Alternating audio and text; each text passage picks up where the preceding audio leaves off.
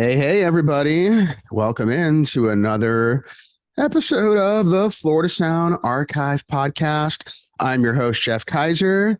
And today we have a guest that has been long anticipated to sit down and share his story because he certainly has some great stories that we're going to be hearing today and has been a part of the music community for a very long time. I think going back to as early as 1980, perhaps, or maybe even a little before that. Well, 81 maybe. okay, 80, 81. We'll get down to all the details, but he's been in a lot of bands.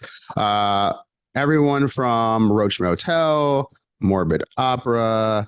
We're going to get into a lot more bands that he's been in, but he's here with us, Jeff Hodapp. Jeff, how are you? How is it going today? Doing good, doing fine. It is good to have you on. It is obvious if you're a fan of the podcast, I've checked out other interviews, your background is quite similar to that of Paige Harvey of the Livid Kittens. She was a guest also, I think, 2 years ago on the podcast. Yeah. So, and we have a visitor. Your dog. What's your dog's name? Gladys. Okay. Yeah, we've had her about 8 months or something like that. What instrument does she play? She's chewing on a bone and anything you leave around. There you go. There you go. Well, it's great to have you on. I've been really anticipating this interview with you, and I've been a fan of a lot of the bands that you've been in over the years. So it's going to be a good time. Thanks again for taking the time to spend with for the Florida Sound Archive this afternoon. So, kind of want to talk a little about kind of your early period, and kind of where it all began. You mentioned 80, 81 is kind of where it all started for you. So, what do you remember from that? Like, was that when you first started like getting into music at that time, or getting into a band? No, I guess around middle school, my mom bought me a $2 guitar at the Salvation Army, and I started playing that. My parents probably regretted it later, but I like the usual stuff, Beatles, and then Deep Purple, all that, and just I guess one of the things that got me started thinking about playing was I went to Open Records, I think when it was in Deerfield, where I am now. And Leslie Wimmer sold me the Eats first single. So talked me into it, and it was great. And I, looked at it and realized, hey, these guys are about 30 minutes away from me. And this is a great record. So I kind of got the idea to, well, I could do this too. Do you still have that original Eat single? Yes. Is it in a safety deposit box somewhere? Yes. Okay. No, I'm sure you do know the value of what those have gone up to as of recently. Yeah. Well, we have a guard dog back there. There you go. Yes, on patrol, I'm sure at all times. So, wow. So you mentioned, going to Open Records at that time. So what I'm curious about is because Roach Motel, and we're going to get a lot about the Roach Motel story, but they were based out of Gainesville. So how did you kind of wind up between, because Gainesville to Deerfield, it's not a terrible drive, but it's far enough. So how did you kind of make that commute? And were you living down in South Florida and then commuting to Gainesville, or what was that all about? Well, I lived down here and then went to school up in Gainesville. Around 1980, I went up there.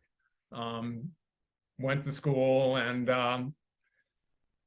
basically lived in South Florida forever. I was born in Miami. My mom was born in Miami, so kind of South Florida forever, other than Gainesville. And up there, another thing that got me going was actually seeing the Roach Motel. But when I saw them, I wasn't in the band. I didn't even know those people, but I saw them play somewhere outside of town, and they're fairly terrible, but they're hilarious. And I kind of met them because Bob's girlfriend Cindy was like, oh, if you're here to see the band, you better get out of here quick because some of their seats got slashed, and anyone here's for the band, the club's going to be down on it.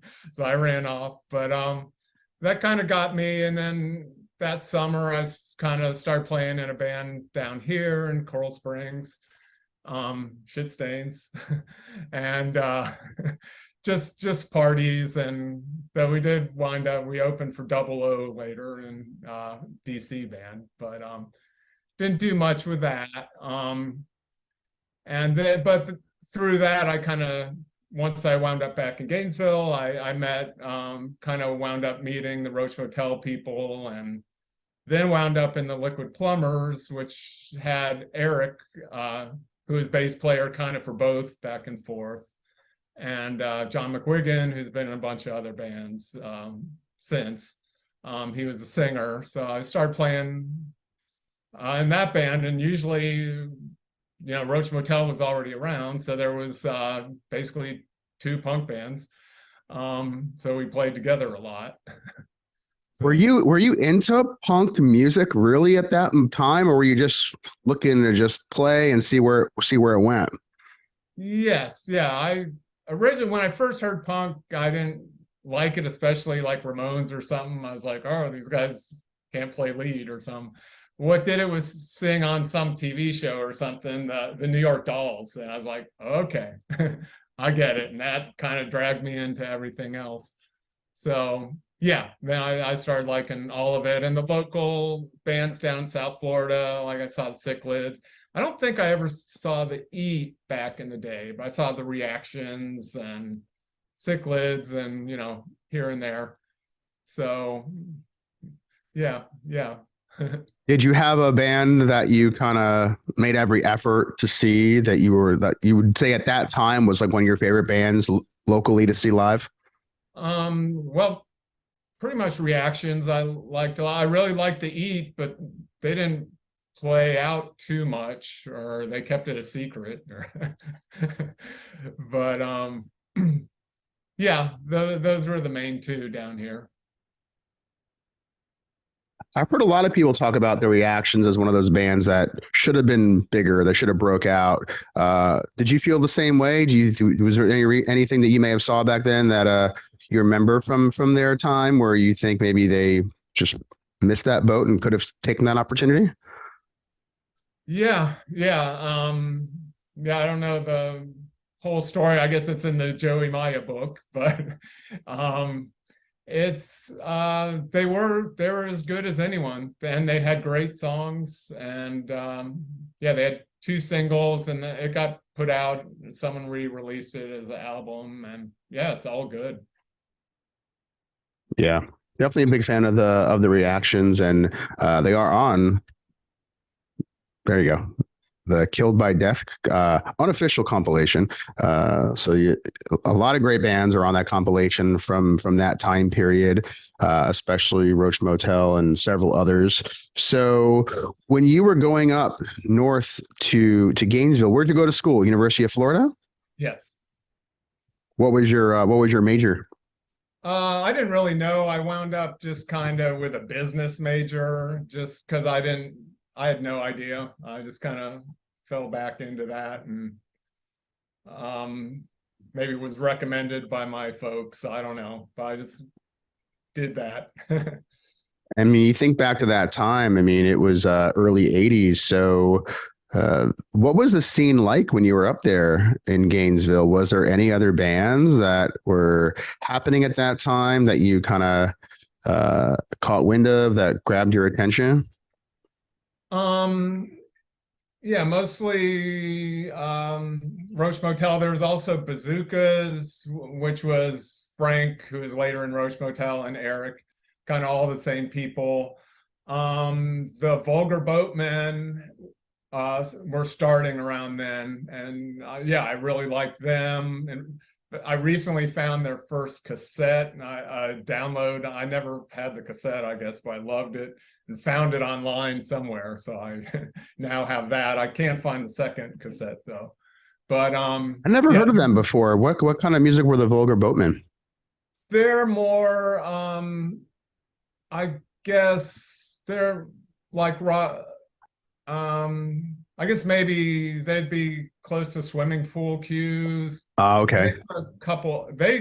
I think they're on a major label for a while. Hmm. Or, it wouldn't be out of crazy for them to play with REM, but they had a sense of humor. They had some. I have some of their old flyers. They're hilarious, and the songs are hilarious too. Yeah. Very good. Was the other members that you were friends with or you knew from Roach Motel, were they also students at UF too? Some were, some of them, I was wondering the same thing. They're from a couple of them from New York. I'm like, what the hell were you doing in Gainesville? I don't remember. But yeah, Frank definitely was. It's kind of weird. We didn't really talk about our school much while we're there, but Yeah. yeah. Interesting. Because that city kind of revolves around University of Florida. So Right. yeah. Right. Yeah, definitely a very college town for sure. Were you in any kind of fraternity back then? Absolutely not. I What would lived you? across the street from one, and yeah. Okay. Uh, Any good stories from back then in the college year you want to share? um. Oh, there's a bunch. Yeah. Oh, I don't know. It's just yeah. We had a good time. What happened in college stays in college? Just I managed to stay. We just I hardly move anymore, but yeah, we'd move, change houses, or first live in the dorms, and then I had my own roommates who weren't really punk rock people. They were my normal friends, but they weren't that normal, and we'd end up moving every 3 months, it seems, or 6 months. Wow. Just yeah, which I would never be a landlord in Gainesville and rent to students. You got to be crazy. It's about destroyed some of those places. Right. Oh yeah. I think that's probably I think that's a lot of major universities and such. So yeah. And one, we lived right across the street from the Pike House, and we had a friend who was a member there, but generally we didn't get along with them too well. Yeah. Did you feel like you were an outsider because you were more into obviously in that time, maybe getting more into the whole punk thing, and that really wasn't a thing back then. So did you feel like you were like an outsider? You're kind of just with your band of misfits at that time, or what was that like socially for you? Yeah, that pretty much. Yeah, I never felt, even, in high school, not that there's fraternities, but I never felt a part of the fraternity. I went to plenty of their parties because they would, you could go and you get free meals, and I think free drinks too, but free meals, and then I could spend my money allotted for food on alcohol and such things. Yeah. So yeah. I went to a number of their events, but that's not for me. Sure. Speaking of alcohol, is Roach Motel, were they just like the band itself? There was songs about beer. The cover of this record is off of the Budweiser can. So was the band just really just into beer? Did you all just drink a lot? What was that whole thing like around beer? Yeah, that was definitely a prop on stage, and it was always Budweiser for whatever reason. But yeah, it was some people more than others, but yeah, I remember we played. We had a 2-night shows in some club in Tampa, and the first night was free beer for the band, and the second night is like no. I don't know if it's the cost or the performance. When it's a free beer night, what does that look like at that time for Roach Motel? It was probably not our best performance, no, because we're all kind of broke, and yeah, we weren't used to that. So what do you actually remember from that very first show that you played with Roach Motel? Where was it? Club, and what do you remember about it? Well, kind of what I remember was leading up to it. You know, I was in Liquid Plumbers and we played together or whatnot. And then Black Flag scheduled their tour and they went with, you know, Roach Motel was on it for 3 shows in 1982. And I tagged along with a bunch of other people. We tagged along as in Tampa, Hollandale, and Daytona. And I guess after that, the band decided, hey, we like the 2-guitar sound that Black Flag had. So they asked me to join, and I was like, okay. So, and then I guess back then you couldn't have 2 bands at once. I don't know, Liquid Plumbers kind of fell apart, and John was starting other bands anyway. So where did we play first show? We like immediately started recording. I remember that more than our first show. But actually, I'm not sure what the first show is. I think the first thing we did was record. Like a week later. What did the Black Flag guys think of Roach Motel? I don't know. I didn't really talk to most of them. I talked to Dez a little, I remember. Henry Rollins, I remember he had a tennis ball he was squeezing in one hand and staring at it. So I kind of didn't go up to him. And I was just afraid, yeah, Saccharine Trust played too. I was afraid I was going to get stuck in their van because it's like, oh, I don't know how we're going to take you. And I was like, oh, those guys are scary looking. But I think like 6 of us were in this tiny car or something. But and yeah, actually, yeah, there's a whole story there. The drummer for Roach Motel, I think they were playing with Chad Salter, I believe, and as was Liquid Plumbers, and we play around town with him, but he was like 14 or something. So I think his parents said, you know, hell no, you're not going on tour all around the state with these weirdos. So I think Joey Maya was gonna play one show or something, couldn't make it. It's in his book. He's like, oh, and then they didn't play. And I was like, well, they did play as Saccharine Trust's drummer stepped in and did a great job. And yeah, the shows were a lot of fun, all of them. Tampa was crazy. Feel a lot of blood at that one. But, oh wow. That was with the same bands, the same lineup. Yeah, I think those 3 bands. Yeah, all 3 shows.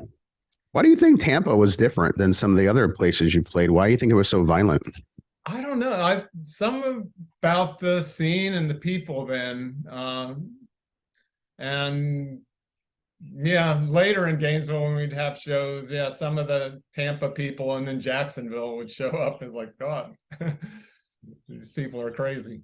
But yeah, Gainesville didn't really have that. And South Florida, a little, not so much, maybe a little bit in Miami, but yeah.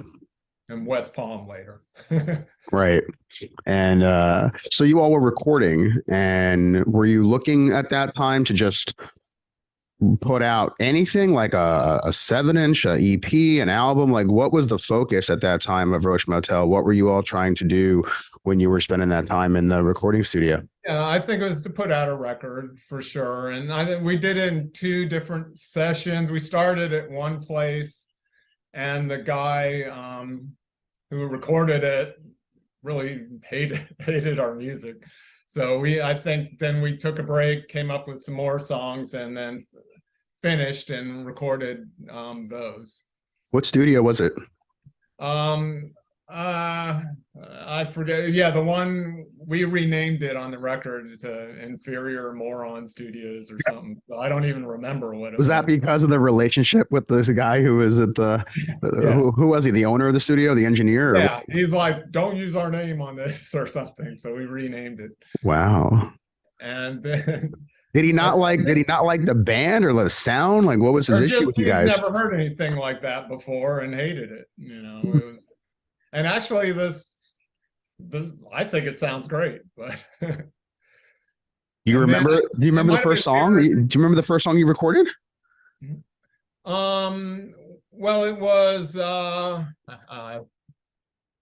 cheat guide here. Probably I Hate the Sunshine State or Now You're Gonna Die. Probably those are the first ones.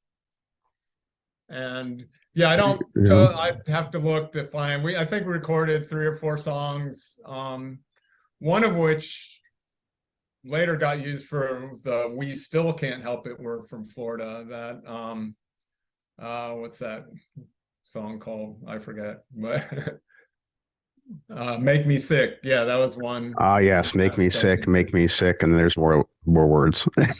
Yeah, we won't go into those. Yeah. It's a PG show.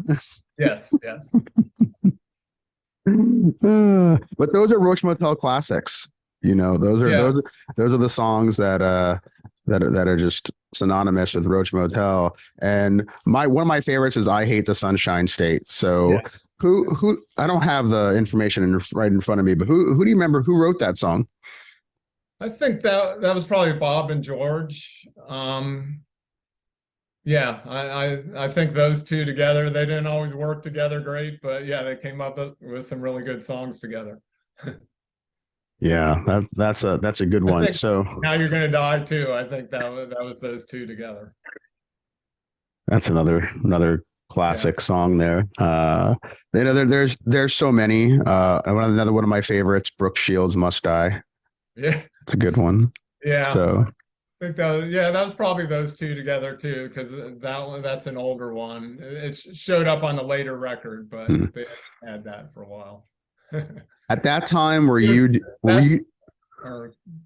that's because that whole reason, I think she was criticizing, Brooke Shields was doing all those commercials against smoking, and Bob Fetz took offense to that. So because he smoked like a chimney. So I can see why he would have been offended by that. So those are definitely some great Roach Motel songs. Were you doing at that time any songwriting? Like, what was that like for you? And at what point did you start to write some of the songs?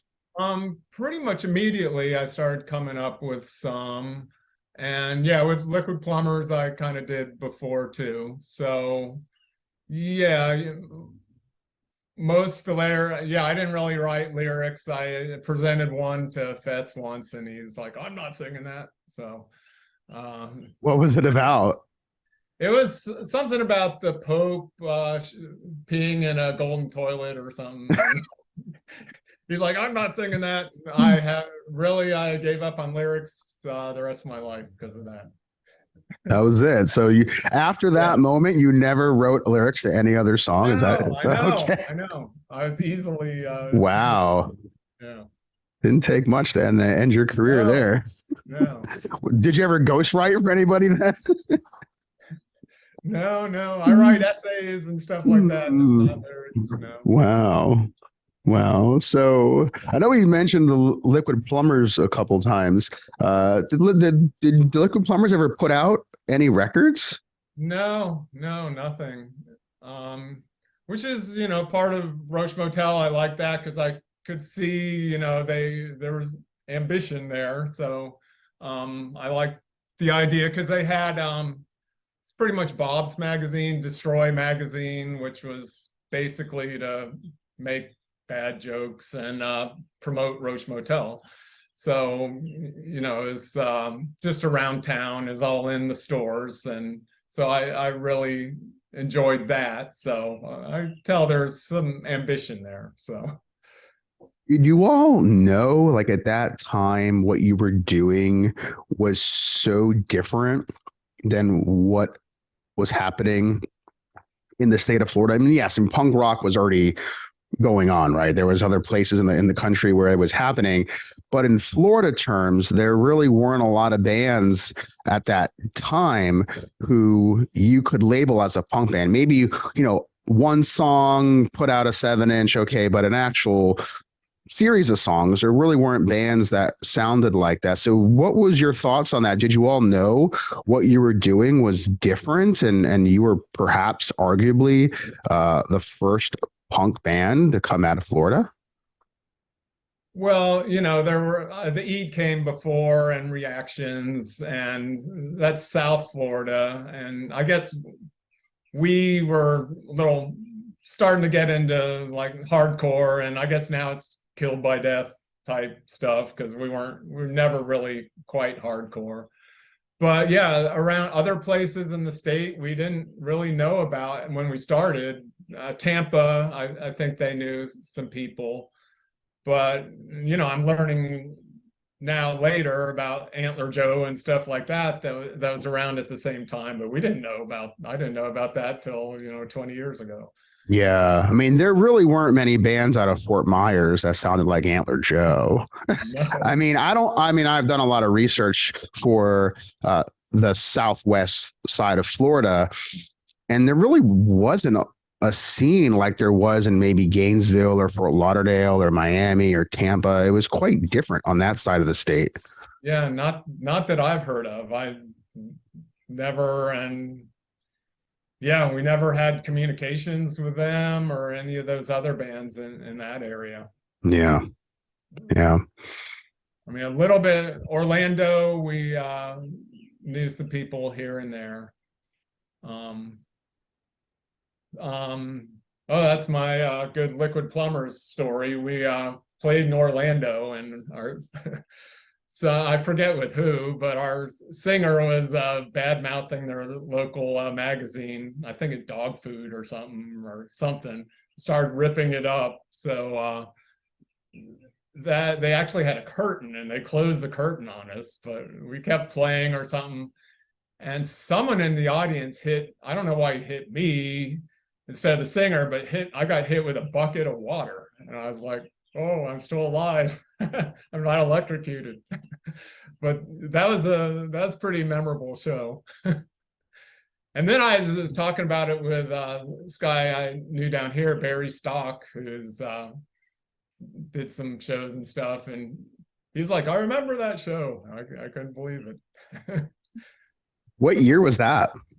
That was 81, probably, possibly 82. Okay. Wow. Somewhere. Yeah. Yeah. Was there a lot of photographs taken at that time that you were able to have, or is it kind of lost to the ether? Yeah, I have a few photographs. I don't know. Yeah, I have some Liquid Plumber pictures and some other, not a lot. It's not like now where there's 10,000 photographs. You had to, Right. Use film and get it developed and all that. But yeah, there's a few. Yeah, the times have certainly have long changed. So I was just watching something the other day about the times of doing 1 hour photo, how we would all look forward to getting our pictures developed in that 1 hour of time because we wanted to see what we took. Yeah. And everything. So right, exactly. So some of the fun out of it. But, yeah, it does. You mentioned some of the like the zine that and I'm curious to know, because the zines that were around at the time, or anyone that was any publication, what do you remember of the first time a Roach Motel recording was reviewed? Anything come to mind that brings back a memory for you? I mean, probably Suburban Relapse, which is Barry Saltz's magazine down here, which was great. I think in there, and we'd sent, once we put the records out, we sent them all over, as in Flipside, Maximum Rock and Roll. I think we were in Touch and Go, I think, and just yeah, those were kind of the main ones. There were others, I think, and Destroy, Bob would send those out, and we'd send those out to everyone. I got on the Destroy team also at some point, so helped. What were you doing? What was your primary job with Destroy? I'd do record reviews and help, run copies. We'd basically run down to Kinko's or whoever was around back then instead of Kinko's, and then put them together, staple them, all of that, and run them around. And Were the reviews positive of Roach Motel? yeah, in those magazines. And we actually, a little later, we were in like the Gainesville Sun and the Alligator and stuff like that. We started getting articles. Yeah, we're on like the cover, I think, of the Alligator or something. Yeah, or maybe it's Gainesville Sun. I forget. I have a box somewhere. Yeah. But generally positive. But just as these people are from outer space, but this is enjoyable. But That's funny. Outer space. well, most of the other bands in town were cover bands. So Sure, yeah. I You hear, think yeah. doing original music, it was us and the small scene. Then some other bands started up after us, and Liquid Plumbers, Slime, Twisted Logic, and then a bunch of punk bands started. Right around probably 1983, Yeah. 84. Then there's tons of them. But somebody had to lay the groundwork first. Yep. It was, a lot of it was our fault. Yeah. Well, one of the compilations that you were a part of, and also Destroy had put out, which is perhaps one of the most landmark releases for punk rock in Florida, was that We Can't Help It, We're From Florida 7-inch. Talk about that a little bit, because that is definitely, I think, in terms of historically, one of the most historical documents of the scene at that time, some of the bands that were around, and the whole punk scene going on in Florida. Yeah, well, I'm very proud of that. Yeah, I think it was mostly Bob came up with the idea, and then we'll get all these bands and put out a record. We were all pretty broke, so we figured it'll be a 7-inch, and we figured out we can get 13 minutes aside at 33. So we figured, we'll get 3 other bands. We were already friends with Rat Cafeteria from Tampa, so they were first. And then yeah, we knew Hated Youth because we had a Slam Fest event, and they kind of we had never heard of them before. They showed up and like, we want to play, so we let them play. And they were good. So yeah, we contacted them, and they had their manager got a twofer out of it, and got Sector 4 also.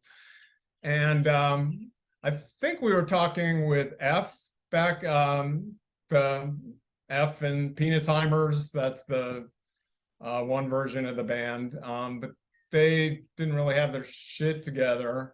So then we contacted Morbid Opera, because I was in a long distance relationship with the singer. So they got the shot, and no one had anything recorded, but we made like a deal to everyone. Send us $100, you'll get 100 records to sell. And so that's how we were able to finance it, pretty much.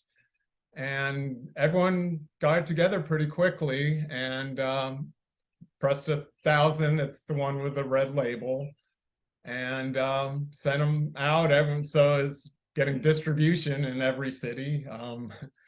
We probably got the idea from this is Boston, not LA, and the Discord stuff. Yep.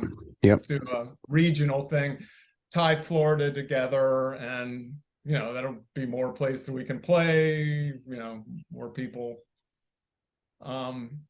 which, as it turns out, I think was a great idea. And Absolutely.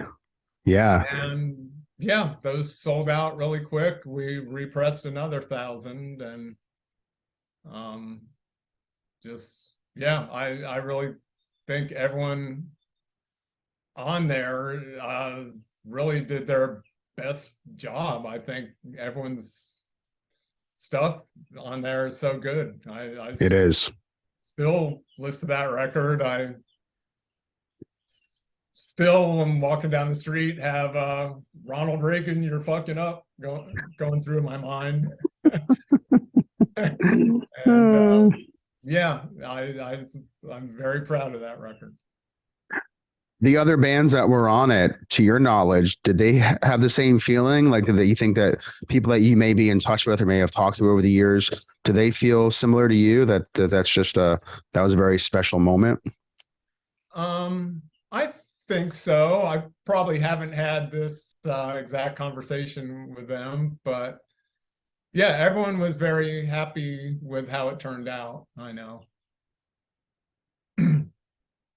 That's good to hear. And it was obviously popular enough to where you had to repress it. Was there a certain part of the country where you think it did better? I guess Florida.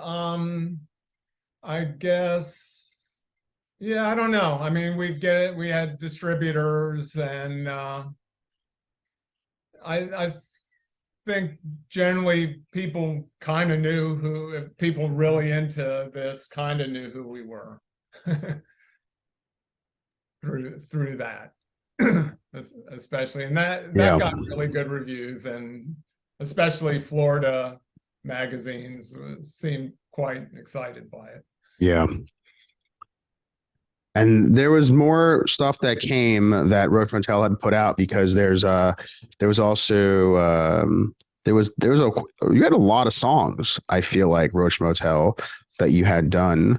Were you all just like in the studio as often as you could, or were a lot of these songs just recorded at the same time? Because it seemed like there was, for a punk rock band, there just seemed like there was a lot of songs you all had down that I know when you put out the Worstest Hits compilation, there was a lot of songs on that. Yes, and that was we did have this single, I have these handy, the "What the Hell," and that was, we were going to put out an album. I ended up in '84. I was, out of school. I was heading south, and I think Frank was going to leave too. So we're going to put out an album. I didn't totally love some of the songs that were going to be on it. But yeah, I was kind of the main banker, and then I handed that over to someone else, and some of the money got misappropriated, so the album never happened, which isn't a terrible thing because there are a couple of crappy songs. So I did the wonderful layout that's the most boring layout ever, and put that single out, and kind of took over running Destroy Records from South Florida. I did read about what you mentioned before about there was some issues with money, with the way it was being handled and what have you. Was that a member of the band who was involved with that? Yeah, everything got made good like 10 years later or 5 years later, but it's all good. But yeah, someone it probably went for rent or something stupid like that. Were you pretty disappointed that was pretty much like on the end of Roach Motel, or like were you like, all right, cool, I'm getting into something else now? You seem like you were enjoying what you were doing. Like, what was your feeling at that time?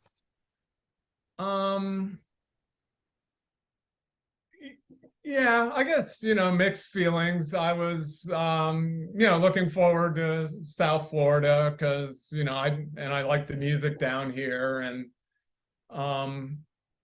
Roach Motel had been together, I'd been in it 2 or 3 years, and, how you are at that age, you're in a hurry, but, we had definitely had we actually got outside of the state and played around the country, well, 3 shows, and yeah, mixed feelings.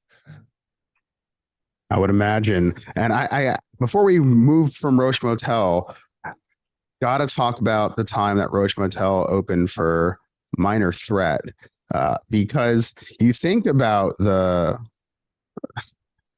brand of each band, you couldn't be farther on the end of the spectrum in terms of your beliefs and how you probably carry yourself. What you would do on a night of fun, it could be quite different. So, what was that like, and how did the Minor Threat guys receive a band like Roach Motel? The weird part is we got along great. They were like the nicest people ever. I I remember working the door when, you know, we played at like American Legion or something. So basically we'd take turns running the doors, me and Ian McKay running the door. The people were complaining about the $3 they had to pay to get in. And he's like, well, what'd that beer cost you? Right. But, If only we could pay $3 today, we would be quite happy. all right. But that was, we probably behaved ourselves that night. Then they played Orlando. I didn't go to that. Then they came back and played like a Monday night in this place, Reality Kitchen in Gainesville.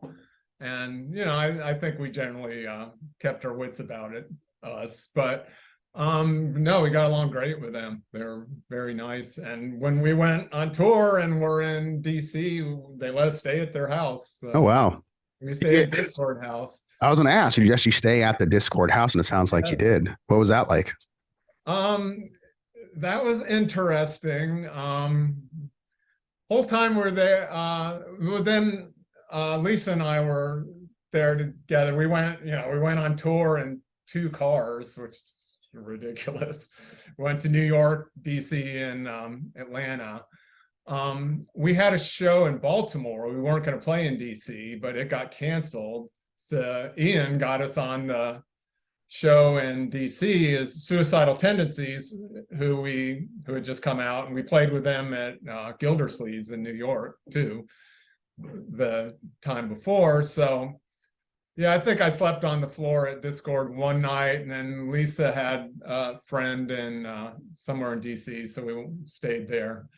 But yeah, I remember we were hanging out, the Iron Cross guy, and he was waiting for the gate to open. He had like a baseball bat or something. He was mad at someone, but generally fine. Luckily the guy didn't show up. Yeah. It's funny.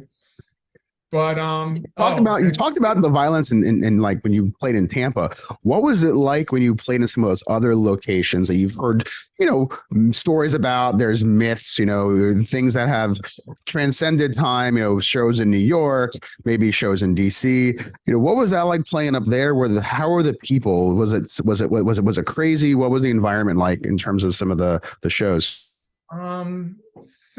People seemed maybe even a little calmer up there, a little more I don't know, just yeah, just it was a little calmer. It seemed a little less violent. Yeah, Atlanta was like maybe a little too laid back. I remember at that show I saw a flyer for the show. We played with DDT, which is an old Atlanta band. I asked for a flyer for the show. It was like 3 hours before the show started. And the guy's like, well, we haven't run copies of that yet. And I was like, oh, great. So there weren't that many people at that one. But when you say there wasn't that many people, how many people would you say were there? Like 50 or something. Oh, wow. Okay. Was that the lowest turnout for a show like that you can remember?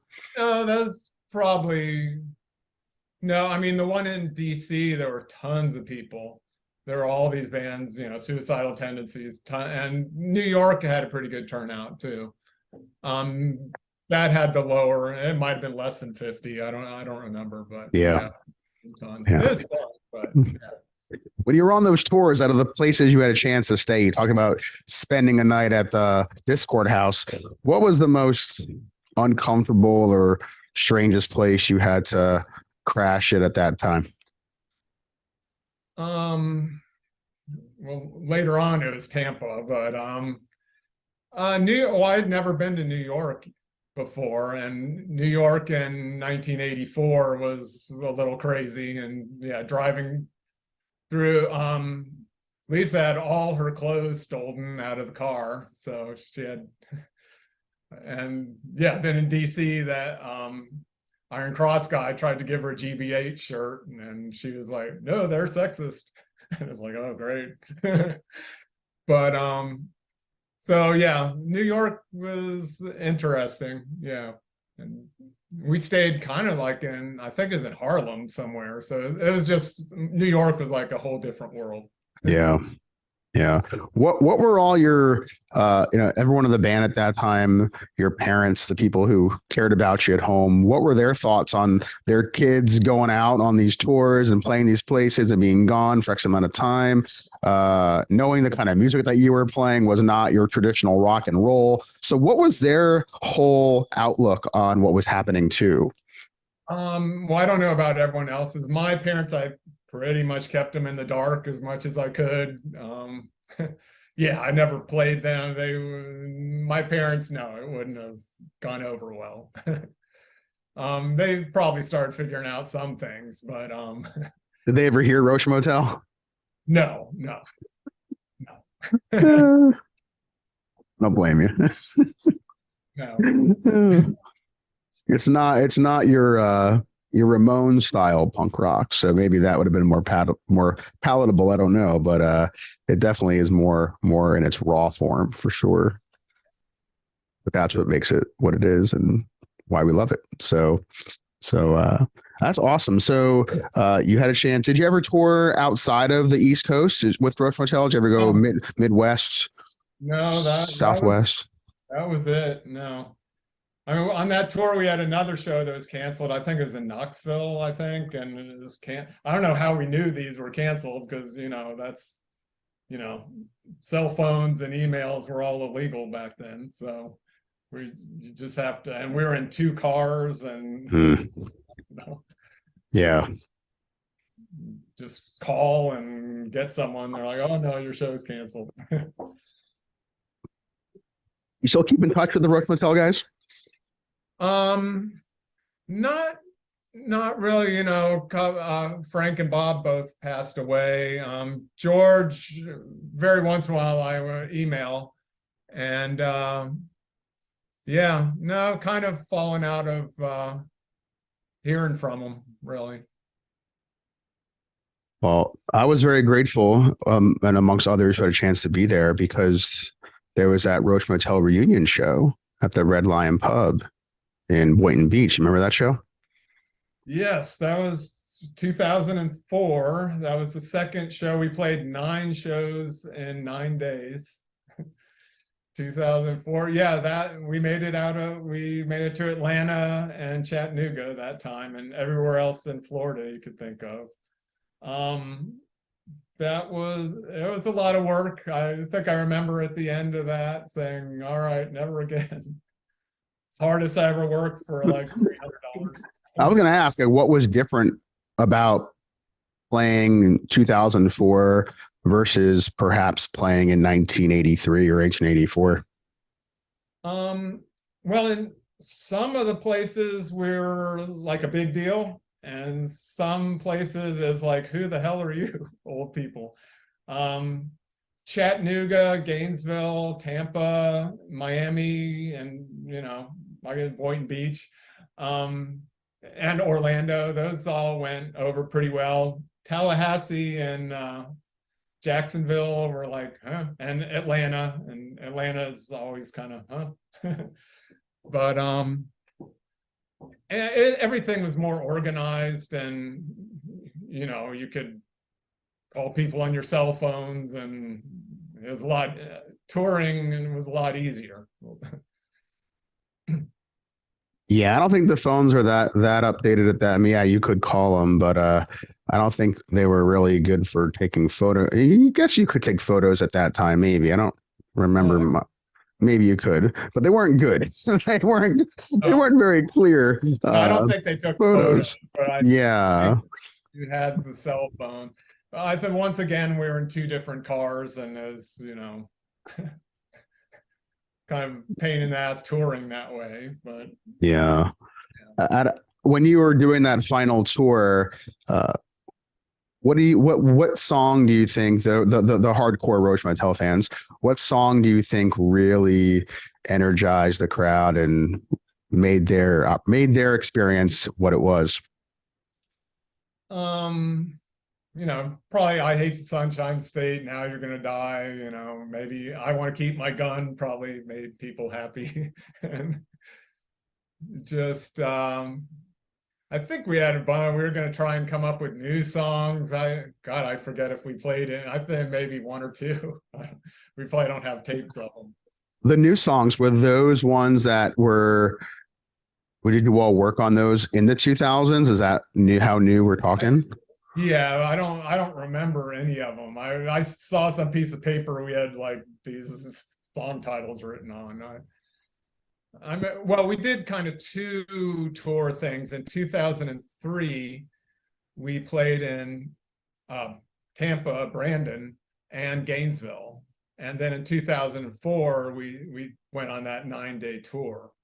The one in 2003, I remember that was crazy. We played at Bob Surin's record store in the back room there in Brandon. That's with the scrotum grinder. So I remember Frank was concerned, but there was all these kids and there's like 100 degrees or more. I've never sweat so much in all my Oh wow, yeah. That one. But what was it? The AC was broken, or what was the deal with it was just a small room with tons of people in there. It was crazy. What was the reaction to Roach Motel? Generally pretty well, yeah. And those cities where we knew people, and Chattanooga went over very well because I kind of know people up there, and that was tons of fun. Yeah. Tampa, we played with Pink Lincolns, and it was good. What do you remember from the Pink Lincoln shows? Well, we just played the one. That was our last show ever. Oh, the last one. Okay. Yeah, that one. Yeah, I remember I wasn't sure we were going to be able to play. Bob was kind of a mess, and we got him up there anyway, and just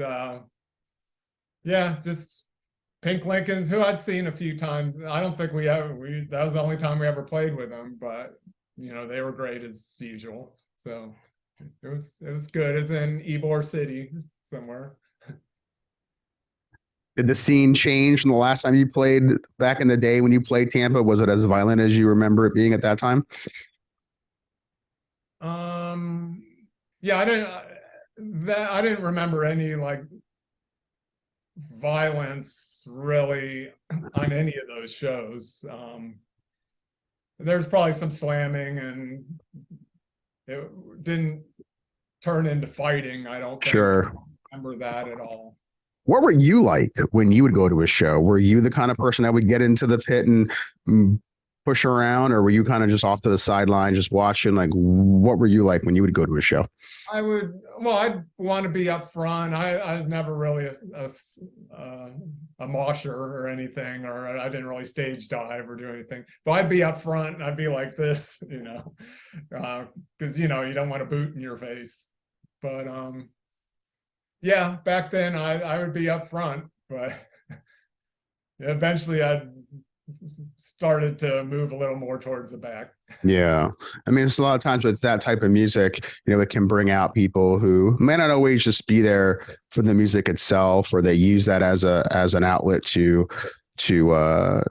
be violent and do things like that.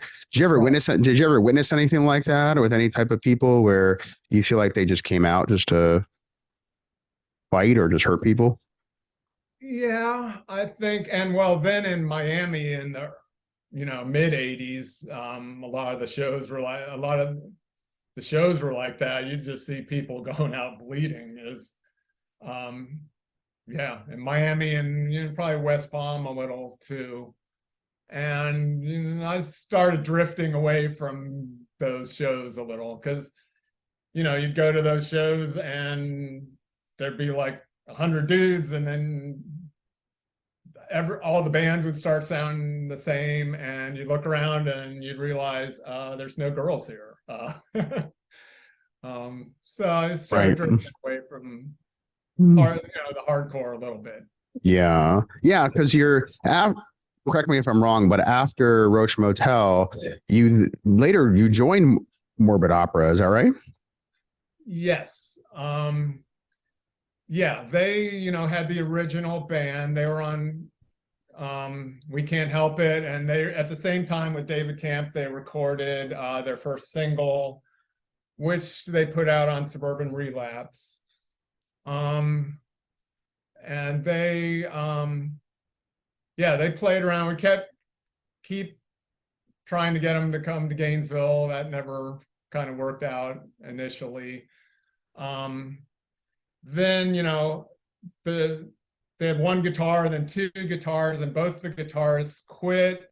I was in Gainesville, but at some warehouse show, I think Lisa was riding around in a shopping cart and knocked over Charlie Pickett's guitar or something. So then half the band quit. So then, of course, the next guitarist was Charlie Pickett, and the sound changed. And then they came to Gainesville eventually. And then, later when Charlie Pickett, he went back up to Gainesville, I think, to go to school and then on tour and whatnot. And so then they asked me. And did you originally just say yes, or was it something you had to think about? I said yes. And kind of when the guitarist changed, that band, their sound changed quite a bit.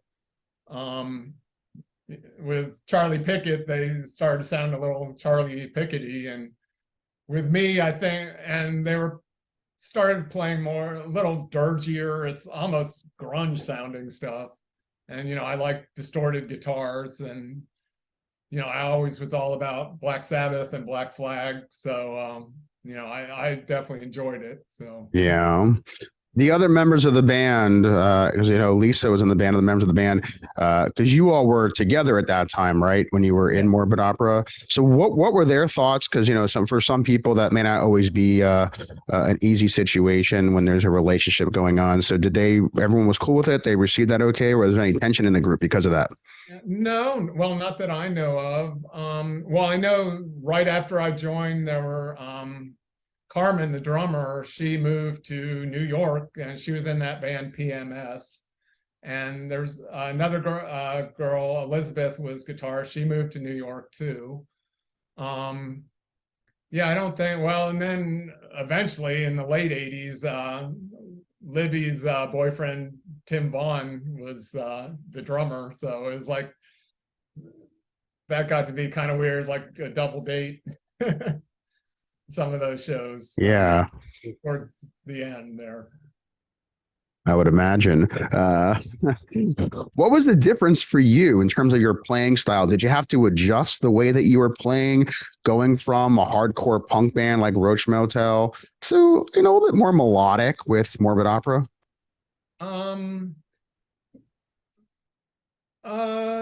Not really. It was kind of, everything slowed down a little bit. They had some fast songs, so we played those. But yeah, the whole idea was quite a bit different. But it was music I liked. So, and generally, I did not really write. I wasn't really writing music for that band, which was a little weird. It was mostly, Libby wrote a lot and Lisa wrote a lot. And then eventually Mike O'Brien came in and he'd start writing. I don't know what I was thinking. Why do you think you weren't included in the writing of the music when you joined? First we started out just playing their old songs, and then when Carmen quit, then it was kind of back and forth between Tim Vaughn and Mike O'Brien. I think at first it was Mike O'Brien, and he kept going to Antarctica. He was, as Mike O'Brien from the Eat. He would, I guess he wouldn't work all year, and for like 3 months he'd go live in Antarctica and work. Wow. And enough, he didn't have to work. What was he? Was he a scientist? Like, why was he going up there? I don't know, just kind of just work, just yeah, not really a scientist. You don't really hear that when you're in conversation. Oh yeah, I'm spending a couple of months in Antarctica. It's not something usually. I was curious. Yeah, you know. it was kind of, he did it a few times. Okay. And then yeah, probably Tim came in and started playing. So it was kind of, it seemed to work out. No one got upset.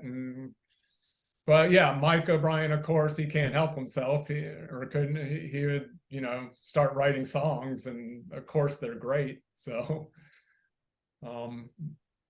yeah. What clubs or venues do you remember with Morbid Opera playing down in South Florida at that time? Like Hollandale, there were some on the railroad tracks. Churchill's. I guess I was in the band, probably started around 1985 through at that point around 89 or something. It kind of, everything ended. And then we did, in the early 2000s, we did a couple shows.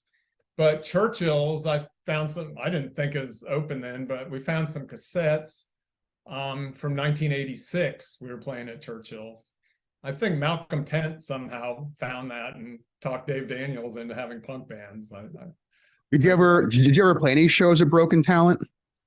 Yeah, we played one, and I actually have pictures of that. It was Broken Talent, Morbid Opera. That was, I think, the last show with Carmen and Elizabeth. And I might have sent a picture of that maybe to you, I forget. And Anti-Scene. But that was at somehow University of Miami, some hall or something. But that might have been about the only one. Because yeah, they were ending around then. Yeah. Up to Danbury, and right. You know, Marky went on to Trash Monkeys and a bunch of other stuff. Right. Yeah. You mentioned Hallandale. Did you ever play any gigs at the Treehouse? Yeah, we did. What do you remember about playing shows there? I think one on video. We have a huge upside down American flag we found somewhere, so we're playing in front of that. And I think we played Sleepwalkers and maybe Prom Sluts, which turned into Creamy Electric Santa, maybe, I forget. But it always had a fairly good turnout. It was fun. And, yeah. Fort Lauderdale, we played, I think, with F Boys a few times. And yeah, we never, actually we did. We went to Gainesville and played a couple shows. One we played with Roach Motel. I got to play in both bands. And that band Hell Witch played too. Oh yeah! Wow. So talk about a lot different of a sound. I mean, they were more on the death metal side. Right. So what was it like? What was it like playing a gig with Hell Witch? It was, well, they were. I think we outnumbered them, but it was good. I don't remember too much for whatever reason, but it was a fun show. Yeah, I had a lot of work to do. I had 2 bands to play with. Yeah, pulling double duty. I remember there's some stories. I don't remember them right now. How does your hands feel after a night like that? My what? Your hands, you're playing so much, Well, I got they're worse now if I try and do anything. Okay. No, that's fine. Okay. Yeah. Were there any shows that you were playing during the Morbid Opera period where, just clubs or venues that you were just like, if I don't have to come back here, I won't? Like, did you have any of those venues that you just didn't like to play? Not so much the clubs. One of our last shows is probably 88 or something, 89, I don't know. We played like a house party. This is kind of funny story too, because this kid, Rory, was recording us. So he's like, hey, we're having a party tonight. Why don't you come play? And it's like, so we did. It was in Lauderhill. These kids showed up. We weren't very good. No one liked us. And the cop showed up and shut it down, and is like, all right, okay. And wasn't that big a deal, except Lisa had just started as assistant city attorney for the city of Lauderhill. And then this sound ticket problem came to her, and it's like, oh, I better be quiet about this one. And somehow that it went away quietly. But kind of after that, it's like, oh God. Kind of the last show we did was really good. It was at Churchill's, and that's on video somewhere, but I don't have it. Yeah. That was really good. But kind of, there weren't too many bands to play with, and Trash Monkeys, we play, usually with them. They were great. F Boys, I think, were starting to move to California and becoming fuck boys at that point. Right. Not too many other bands. I think Charlie Pickett was out either touring or out of town. There wasn't too much. It was either kind of hardcore or, our kind of weirdo friends. Do you think that's kind of when the scene started to change? It was like this transition period, you think was around that time? Yeah.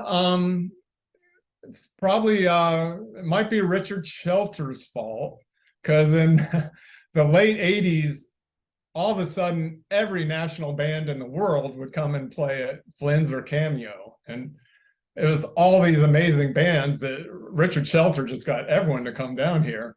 And it just seemed the local bands started to dwindle. I was kidding about it being his fault, but I was looking through tickets recently. It's like, oh my God, it's all these amazing bands. And yeah, Richard Shelter set them up.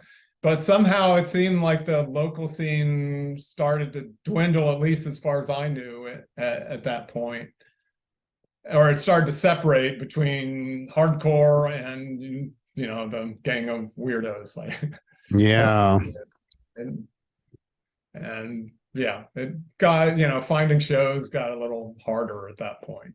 Was Morbid Opera ever invited to open up for some of those bands Richard Shelter was bringing into, places like the Cameo or Flynn's or even the Blitz?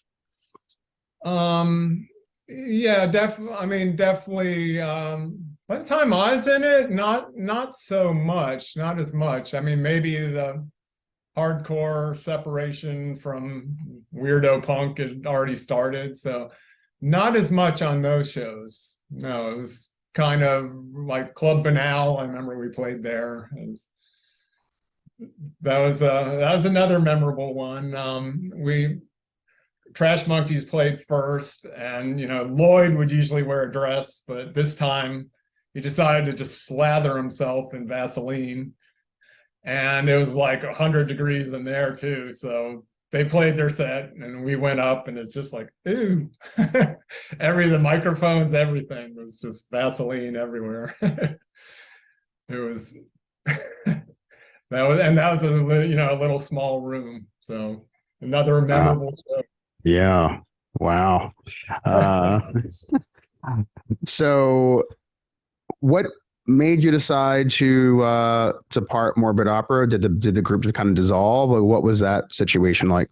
Kind of that. I think Libby and Tim might have moved out of town or something. I think she moved out of town for a while. And then Lisa was busy with work. Then in early 90s, we had a couple kids. So that makes being in a band very rough initially. So yeah, we just kind of took time off and didn't even pay too much attention. Then back on the inspiration, Nirvana was playing with the Breeders, and I wasn't going to go because we had, I think, just had our second kid, and it's hard to go. Then my friend Spanbauer called and said, "Oh, this band from Boston, Come, who is like the best band ever as far as I'm concerned, we're opening." And then I was like, "All right, let's go." But then we figured by the time we get there, get tickets if they're available, we're going to miss the opening band. So he was like, "Well, there's a show at Churchill's with Harry Pussy and Creamy Electric Santa," who I hadn't seen before, but I knew the people. So I was like, "Yeah, I'll go." And I went, and every band I was just floored. It was just amazing how good all these bands were. And it's, people I knew, and I just couldn't believe how good they were. Like Prom Sluts was Sir Robert's band before. They were really good, but once they had their rhythm section down with Andrew and Tim and Priya on violin, I was just floored. And Harry Pussy, I'd never seen something quite like them either. So that kind of, I put the idea in my head to start thinking about it again. Yeah. Were you into that type of more noisy rock sound? Yeah, I always liked it. I like it to a certain point. I can't listen to it for hours, and usually significant others aren't usually happy with it after an hour or two. But I yeah, understand. Yeah, for yeah. doses, I definitely enjoy it. Yeah. I mean, there's some stuff that, it's probably better to listen to when you're by yourself. Yes, yes. Nothing wrong with that. You need those moments too. So, wow. So that's, so after Morbid Opera dissolved, sounds like there's a lot of other bands coming up in the scene and what have you. And then your next band that you were in, was that Drug Czars, or was there something in between the two? Kind of. Well, we did like one or two Morbid Opera song shows. I think Malcolm Tent was back in town. We did something, and we played at Churchill's, I remember, with the whole band with Mike O'Brien on guitar this time. And those were good, but the whole thing fizzled. I was in a kind of a quick band with some friends, PVC, Plastic Voodoo, Chicken Face or something. We played one show, and then the singer moved to New York. But that's when I met like some of the people. I met Chuck Luce and all those people at that show. And then just through that, and yeah, Drug Czars, yeah, Mike and Chris Cotty were talking about something. So I was like, sure, I'll do it. And so that's how that started. And the Drug Czars were, for lack of a better term, were kind of like a super group of Florida musicians. I mean, everyone was kind of in a band at some point that was already established. The Eats, the Crumbs, Roach Motel, Morbid Opera. So am I missing anyone? Anyone else was in a pretty prominent band from the Drug Czars at that time? Oh yeah, it was yeah, wait. Let me think. Well, Buddha was in every band in the world. He's in Stun Guns, who are one of the best bands ever. And Marky Awesome was bass player later. I mean, all these people weren't in the band at the same time, but yeah, then Marky Awesome and who's in, Trash Monkeys and Broken Talent and a bunch of other bands. So yeah, it was a super group then of Florida. Yeah. Florida then, musicians. Yeah, someone would quit and we'd get someone else who we knew. So right. Yeah. Yeah. So what was the idea going into Drug Czars? Like what was your plan? Everyone in the band at that time, what were you looking to do with that project? Well, basically just started like just playing. I guess we didn't really have plans. We all practiced at Chris Cotty's house. He not sure if he loved my guitar playing or not. I remember him laughing at one part, like, oh my God. But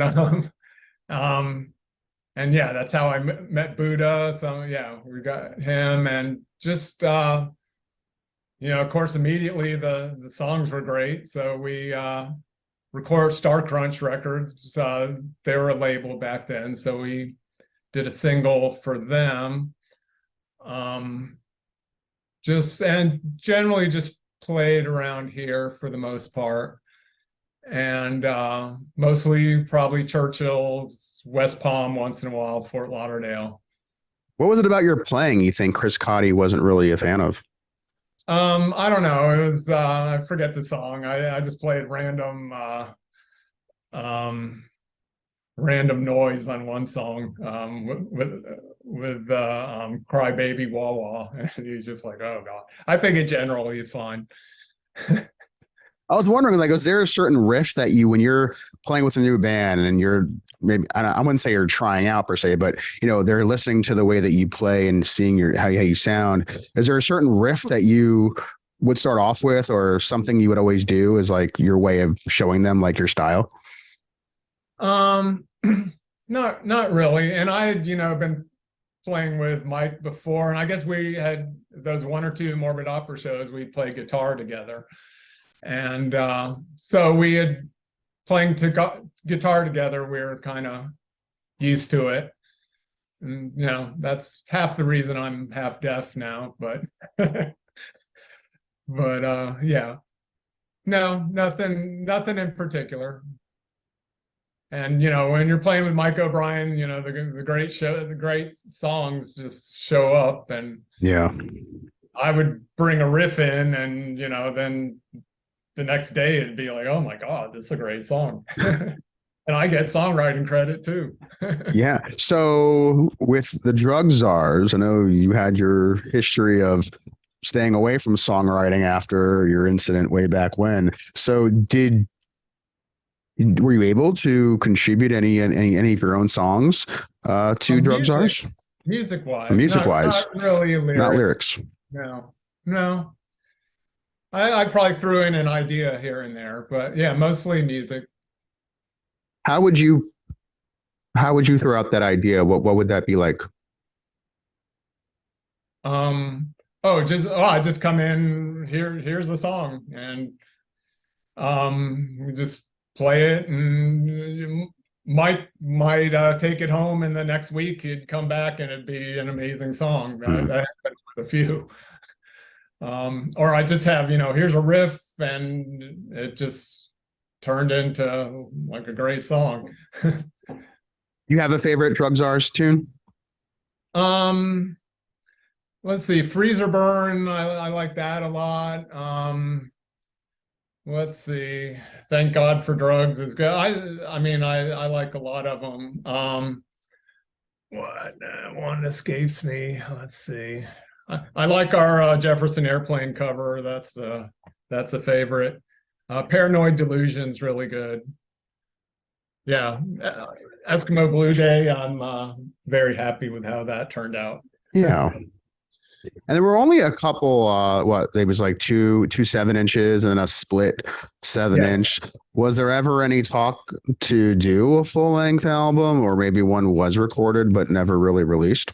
Not really. I mean, probably everyone was still a little broke. I am thinking of throwing something together. I've been separate. It was kind of a post-COVID putting stuff together. I have all my Drug Czars stuff together. I'm trying to get it digital, and yeah, maybe it won't make it. You can't really press a record because I'll lose my ass. But yeah, at least a playlist or something. Because there's a lot of Chris Cotty vocals on stuff that's just crazy songs. It's the world is missing out. So I'm right. You need to share that with those that want to hear it, of course. Yeah, for sure. Absolutely. What do you remember about the last Drug Czars show? Well, we well, I guess Chris Cotty decided he didn't want to do it anymore. And then Chuck Luce volunteered, so we got Chuck and Marky Awesome on bass. And then I forget what, that was right around the late 80s, no, late 90s. And that, just playing around. I don't remember the last show really. And I think it's, yeah, our bass players kept moving out of town, I think. First Vudra, then Justin Savage, and then Marky Awesome is just one after another moving out of town. Yeah. But yeah, I don't think there was any why. It might maybe just fizzled. And then, yeah, in 2005 or something, we started playing again with Kenny Lindahl. And that's what I got to look for and see what I've seen a video of one of our shows. It's pretty good. We look old, but it's good. I'm wondering what recordings I have of that. So I got to look for that. But, and then, you know, that just things kind of fizzled too. Just people getting busy and moving around. Was there any touring outside of Florida that Drug Czars did? Very little, not outside of Florida. When we had Chris Cotty, I remember someone, I think it's Smoke Dog or someone, set up a show or got us to call this guy, set up a show in Tampa. And we went, and there's some club, it was like a wreck. There were like toilets in the middle of the club, and like we played. Wait a minute. Sorry. You said there were toilets in the middle of the club? Yeah, they weren't hooked up or anything. They were just sitting there in the middle of the club. Yeah, just sitting there. It was just like trashed. And I don't know if it's advertised. I think there was another band. We wound up playing for the barmaid and that other band. I mean, no one knew about it. That's yeah, and yeah, Chris Cotty, you know, he's like, oh God, no. And I think I would never ever smoke pot before I went on stage, but I was like, all right, hand me that, I don't care. There ain't no one here to see it if I forget a song. Yeah, that was and then, you know, later with Chuck we played in Orlando, I think, but yeah, not everyone had jobs. It was just, we didn't. and all throughout, you know, your time, whether it be you know, later in Roach Motel or even Morbid Opera, Drug Czars, you're maintaining this, you know, other life outside of your music. You know, how were you able to kind of control the two? Because I'm sure they were quite different in that sense, right? Yes. As a wise man once said, I led two lives. So I'd be and before I could kind of show up and do a show on a Thursday night and show up at Poorhouse or somewhere and show up the next day at work. And I don't know how I did it. I couldn't do it now. After that 9-day tour, I remember I drove all the way from Tampa down to South Florida and went to work the next day. I don't know how I did it, but I generally kept it very separate. No one knew anything. You were like, you know, Clark Kent, Superman, you know? Yeah. You get into the phone booth and you change, and there you go, punk rock Jeff. Yeah, exactly. And then you get back in, business Jeff. Yeah. Well, one made money and one I enjoyed. There you go. Were you disappointed when the Drug Czars dissolved?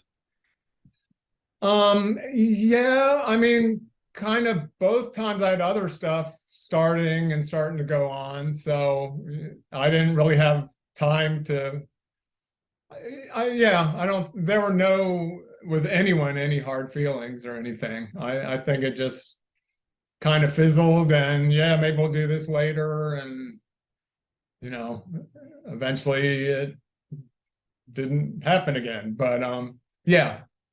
We never like really broke up. It was more Hmm. Okay. yeah.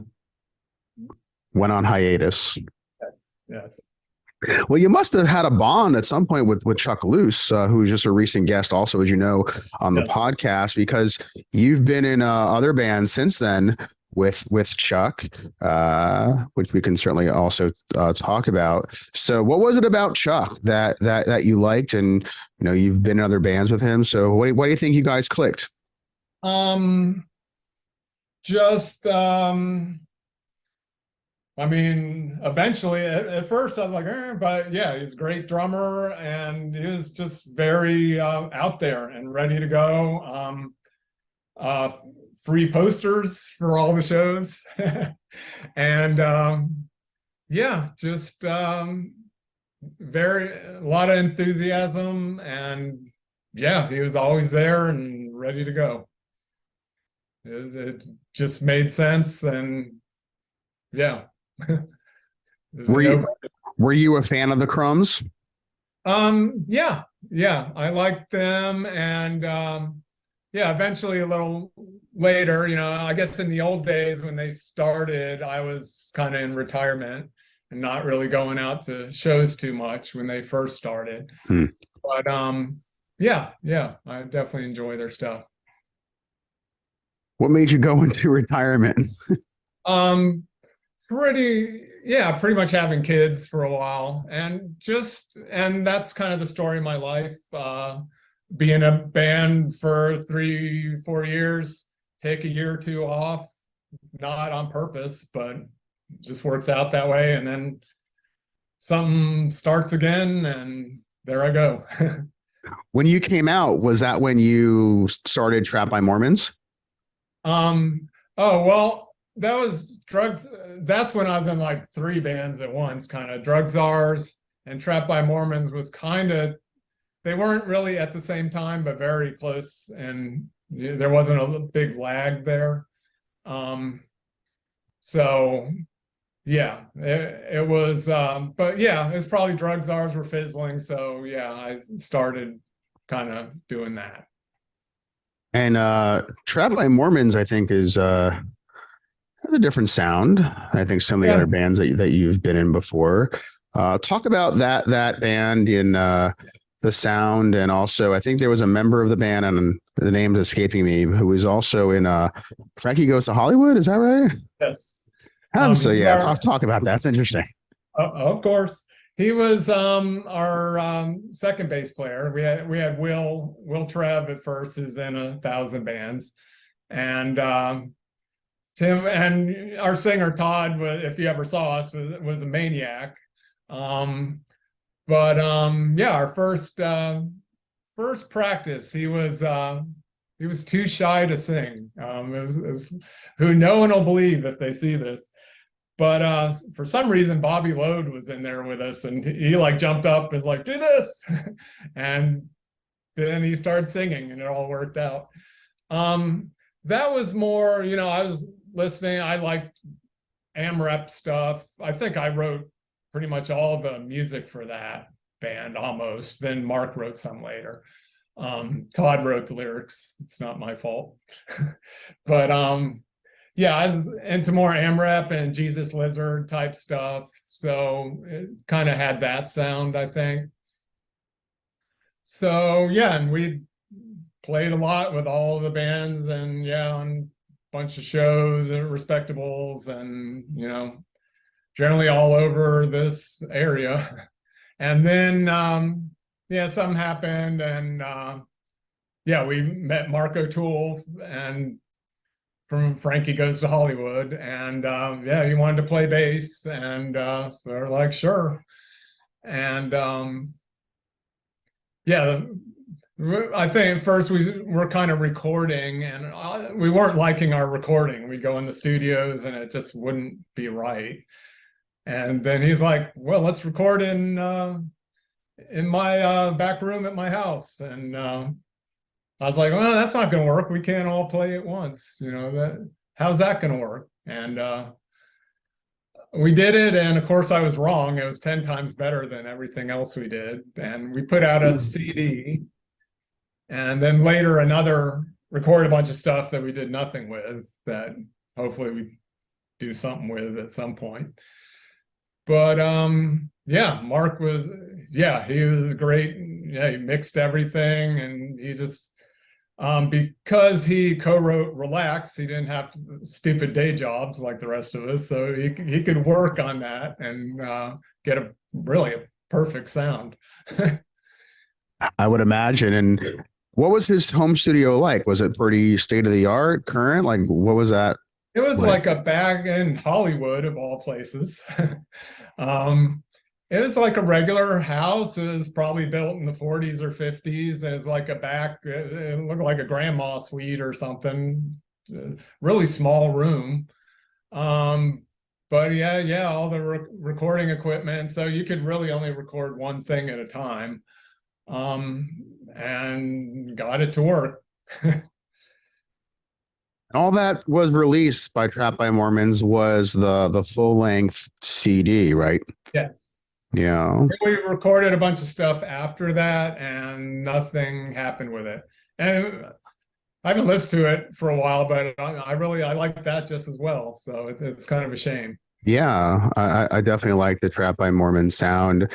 Did you have any opportunities to play outside of Florida with Trapped by Mormons? No. Once again, yeah, the touring kind of wasn't our thing. Probably a lot my fault because of day jobs, and everyone else had their day jobs, and that's kind of what happened. Just not a lot of Sure. It makes sense. I mean, especially at that time period, everyone's kind of getting older, especially depending on, who's you're forming the band with. I mean, if everyone's of that age where they have kids and jobs, and it's really challenging to just get up and say, all right, well, I'm going to be gone for the next next 2 weeks, next month, I'll be on the road. Yeah. That's not going to work out. So out of all the places you did get a chance to play in Florida with Trapped by Mormons, was there one show or two that stands out as perhaps one of your personal favorites? I pretty much enjoyed all of them. I guess the one we got banned from the poorhouse, that was memorable.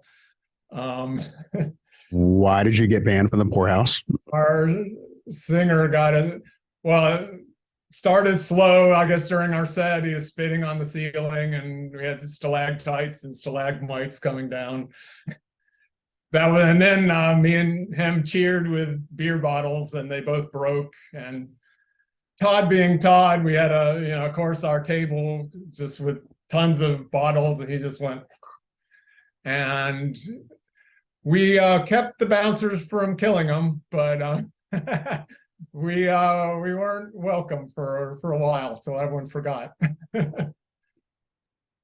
Speaking of bouncers, did you ever have a moment where you kind of were just seeing just the bouncers just being just rough with people, or and you were just looking from the stage like, come on, like, is that really necessary? Like, did you ever have any of those moments? Yeah. Not too bad. I mean, I know that the edge or whatever it was called, I just remember myself, I couldn't stand anywhere. That I'd have someone come and say, you can't stand there. You'd have to go stand somewhere else.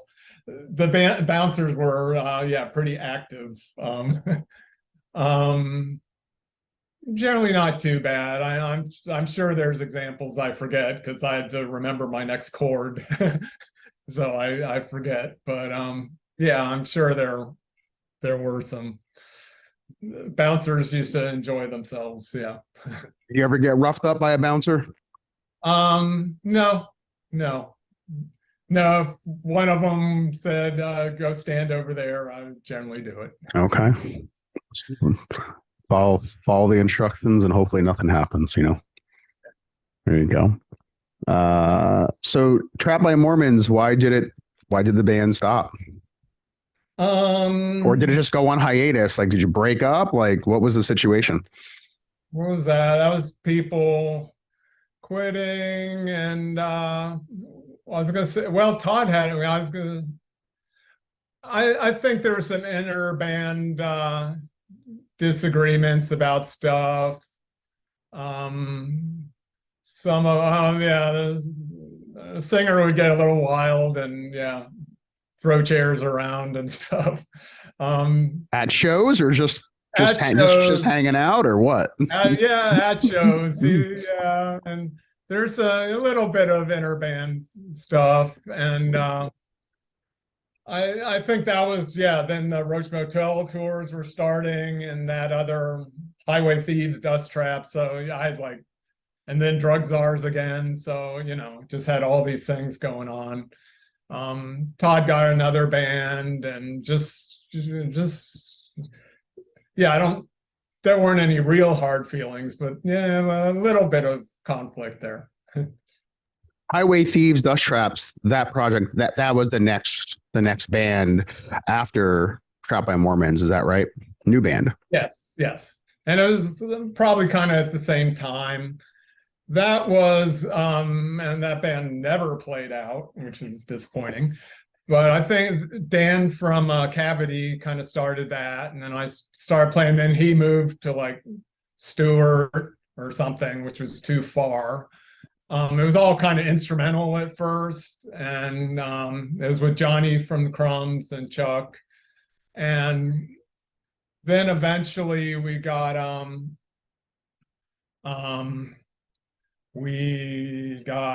Eldest from he was from Electric Bunnies later, and he was singing too, and we started getting these great songs.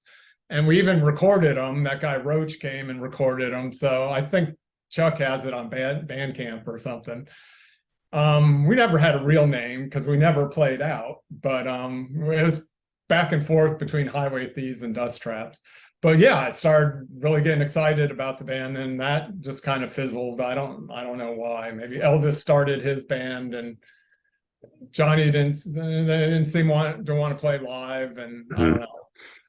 So was that why the band never played out? Because there was like maybe a member or two who just didn't want to play out live? Maybe I'm not sure. We just we recorded and I was all for it. But the songs were good. I mean, I've listened to the EP and the whatever songs that's on the Bandcamp, and I like that sound. I mean, it was interesting. Good. Yeah, Eldest is an amazing singer. So. And yeah, the songs were good, and yeah, I was playing bass on that for the most part, instead of guitar, and so I enjoyed. I can't play bass like this. I have a pick. So, is that what is that like for you, being more of a guitar player and then switching over and doing some bass? Like, is that a nice welcome change for you, or is it just something you just kind of just do because it's needed? Little bit of both. I guess, if you ask me what you want to do, I'd play guitar, but I definitely enjoyed it. It's playing different notes and approaching a song differently. So yeah, I definitely enjoy it, but guitar more. You can go in more different directions that way. Have you ever done any singing? Yeah. Generally, yeah, with Drug Czars, and yeah, generally if there's a mic there and I've been drinking, I'll get up and sing background, yeah. But generally, no. Why not? I don't know. I think my voice is all right. Maybe one day, maybe that's the next band I'll start singing. Yeah. Yeah, I don't think my voice is bad, but I don't know. When you would do demos and stuff like that, maybe you had an idea and, would you record vocals of your own to kind of show? No, it would just be at a show. Okay. Yeah, spur of the moment type thing. I gotcha. So sounds like Dust Traps really wasn't that band that really went out and played. You recorded some songs and all that, but it doesn't sound like that project was around for very long. Is that a fair statement? No, I mean, it was several months. Yeah, maybe 6 months. I don't know, several months. So it's disappointing when we didn't play out. Yeah. But yeah, not a long time really. Yeah. Did Severe Disappointments, was that your next new band that came after Dust Traps? Yes. That was, yeah, like 2011. That was, kind of that's Lisa passed away, and like everything was, my kids were getting grown up. So that was, I think it started out where it almost was going to start out as Drug Czars, but I don't think Mike really wanted to do it. So some other friends, we just wound up started playing. So it really wasn't a planned thing. It was just kind of sound like it was kind of one of those moments where it just kind of happened. Was that right? Yeah. And we didn't really even have a band name. We had a different band name every show for a while. We had 4 or 5, and they're on all the flyers. That's not really a smart way to make it in this business. No. Change your band name every show. Can you give us a couple of examples of some of the other names that were being used? Of course. One, we were Somebody and the Somethings. Then we were the Fucking Bagworms. Someone was upset about bagworms around their house. Then my favorite was the Low Hanging Fruits, was my favorite band name ever. And then Severe Disappointments we settled on and stuck with it. Were any of those your idea and your idea alone? I think I was Low Hanging Fruits, I think. That's why you loved it so much, right? I like naming bands. I'm fairly good at that. So okay. Did you have a hand in some of the other names of like Drug Czars, Trapped by Mormons, Dust Traps?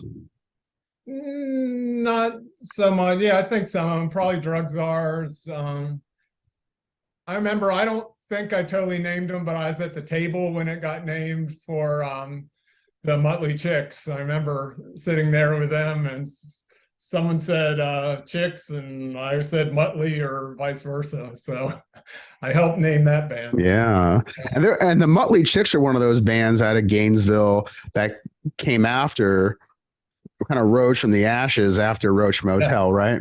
Yeah, they were all our friends. They'd come to every show, and yeah, I was thrilled when they started, and they did a reunion like 11 years ago or something. Yeah. I went to that. It was I will say, what was that like getting a chance to see a band like that? Because, Roach Motel did it, Muttley Chicks now did it. So just seeing that reunion, what was the difference for you? Maybe seeing it way back when and now seeing it as a, grown man with kids and all that. Like, what was your outlook like at that time seeing it?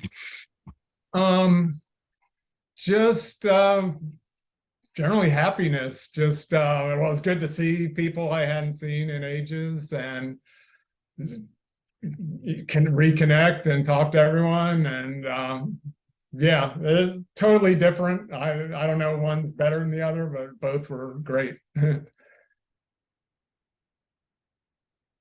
Well, it's always nice when the bands like that, people who didn't get a chance to see them back in the day, get at least some opportunity to see a band like that live and what have you. And Deborah's also does Piss Test, which I think was it Severe Disappointments? One of your bands played with Piss Test, I think, right? All the V words. All the V words. I saw the V words. And down here. Yeah. So what was it like kind of reuniting on that front, playing a bill together? Oh, it was great. And that was, well, then when we played Gainesville, that was my first time playing in Gainesville in eons. And so got to see some people I hadn't seen in 25 years or something. So it was good. It was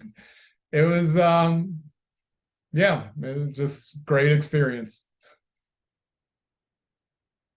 Well, that's good to hear. And all the V words came after Severe Disappointments. Yeah. And I would say out of all the bands that you've been in, that's probably the one that I think has quite a different sound. I mean, there are definitely elements of some of the other bands in there. And that was and you correct me if I'm wrong, that could very well be, out of all the bands you've been in, the one that released a full-length album that was available on vinyl. I think all the other ones were like on CD, but that was a vinyl release, right? The debut album. While we were around, Roach Motel, Morbid Opera put out Retrospectives, right? But yeah, I mean, it's partly because we went in the studio with Fernie in Hialeah, and I was thinking, oh, we'll get a song or two out of this and do a single. And just Fernie is so amazing recording. Every song, we couldn't choose a single. Every song we loved. So we're like, oh, we got to bite the bullet and put out an album.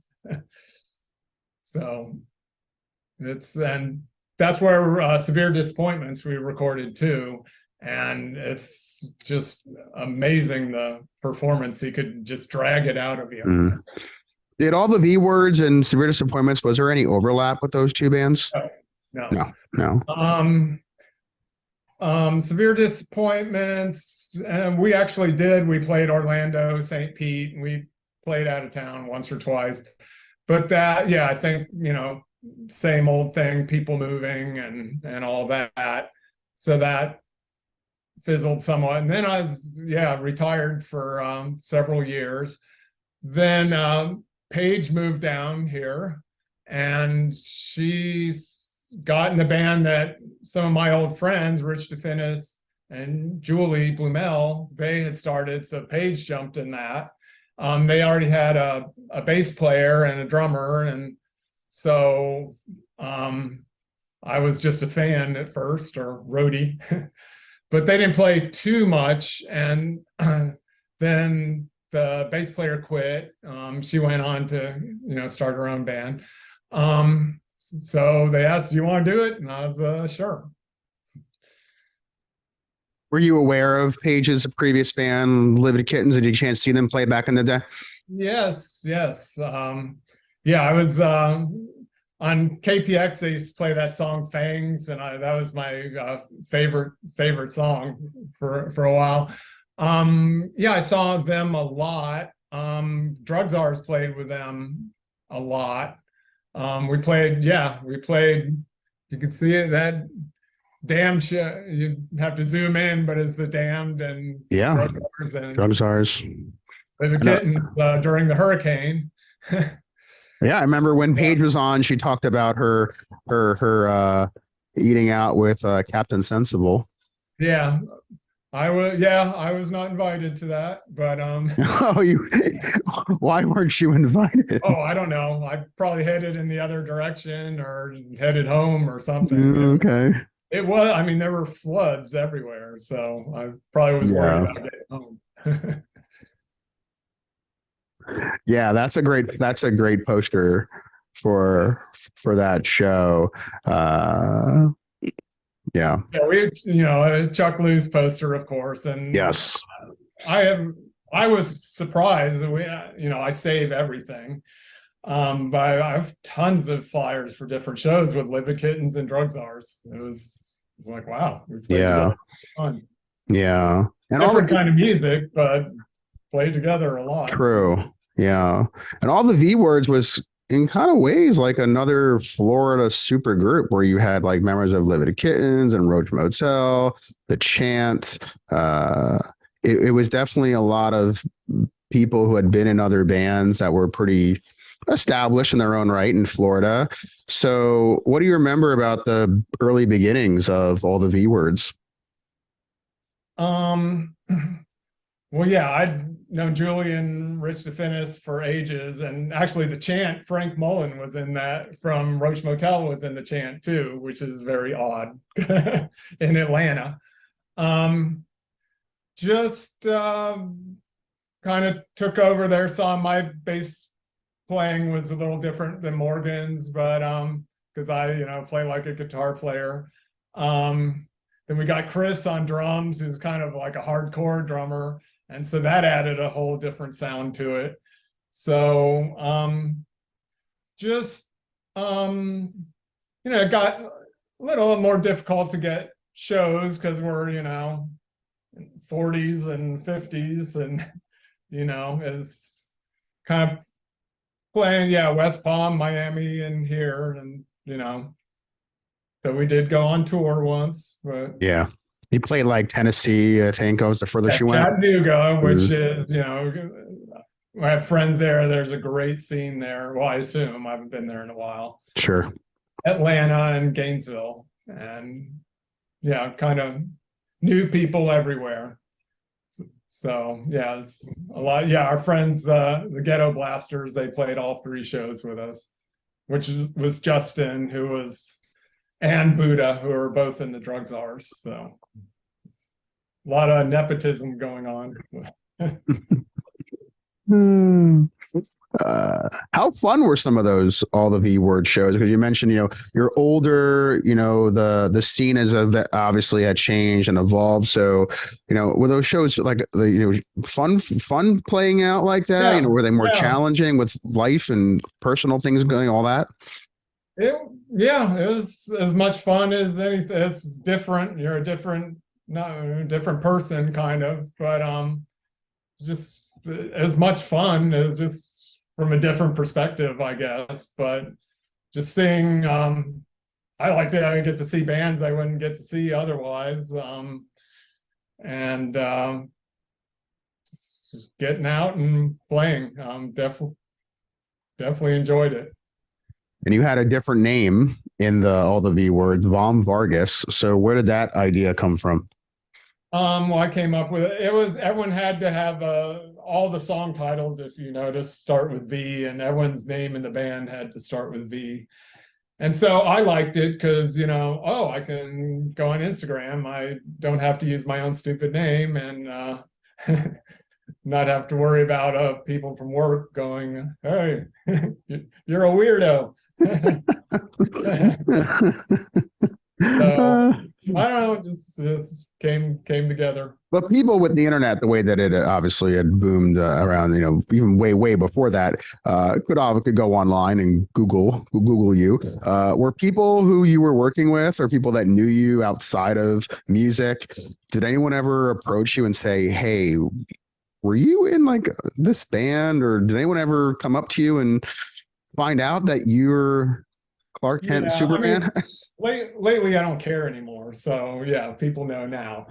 But once I was on a conference call with a client and an attorney, and the attorney's like, "The only Jeff Hodapp I know was guitar player for Roach Motel." And I was like, "Oh yeah, that's me." I forget who the client was, but it's like, where does the conversation go from there? I don't know. That was me. Or change the subject, pretty much. Yeah. So you seem like you keep the two kind of, this part of my life and this part of my life are kind of in their own lane. Yeah. No, I don't care anymore, but when I was younger, for sure. Yeah. And all the V words, when I last interviewed Paige, he was going through a transition where the name was changing to Vudra. And it seems like things have kind of slowed down, at least from a optics perspective on social media. So is that kind of put on hold right now, that project, or? Yeah, it's kind of done. We played one show as Vudra, kind of long story. It's just, I moved to guitar, and just everyone, work kind of got in the way, and just everyone with all their other bands. Not that we have any other bands, but we got this guy Alan, and him and Chris. They had started a band, Goat Rope, who we saw last night, and they're very entertaining. We saw them at a place called Ginger's in Oakland Park, I believe. The last couple years hasn't been much. Our friend Julie, a different Julie, was in town from New York, and her friend, he was in,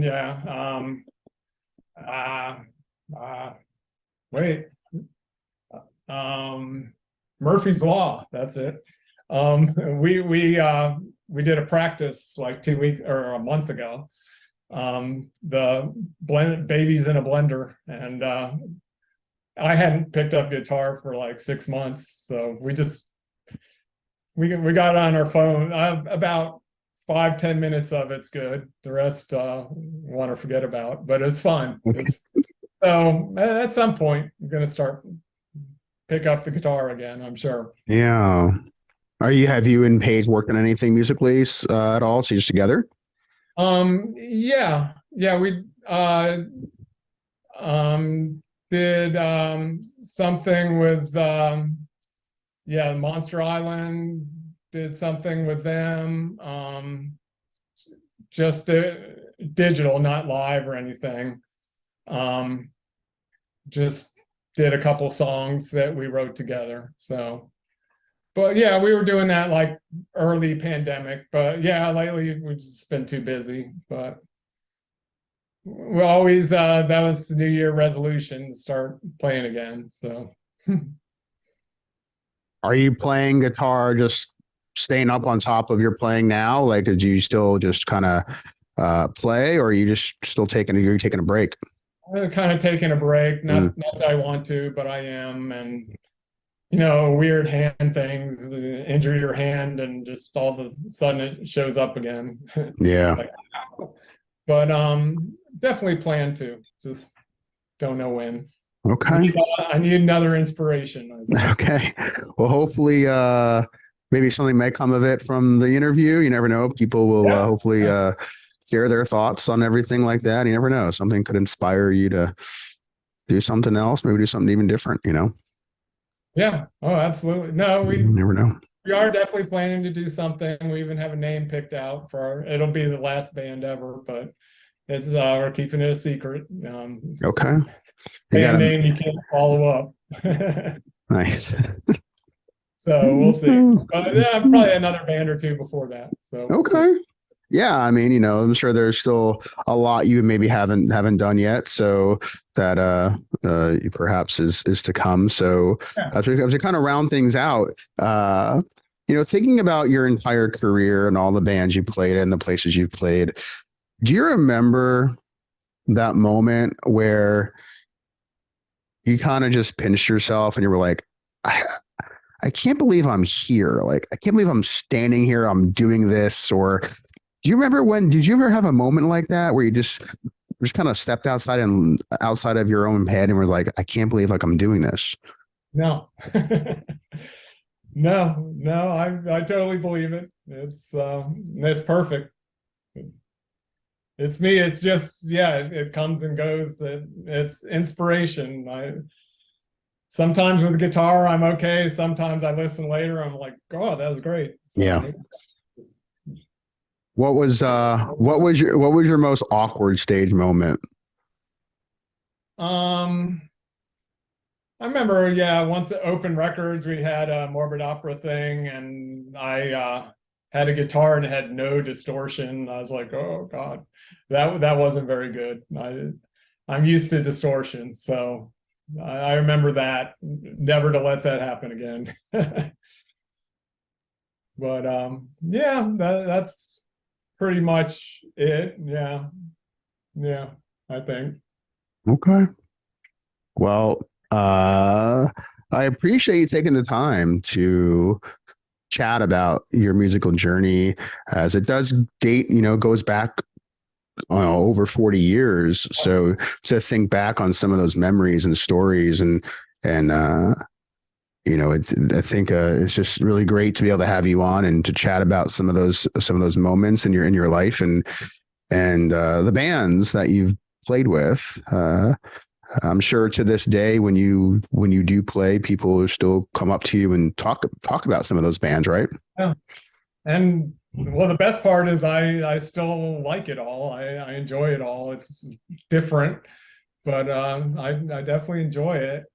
And definitely I want to thank you for what you do. I mean, I think this stuff's important, and I just love that, you're documenting it. And, I'm a little bit of a history buff too. So I love that you're doing this.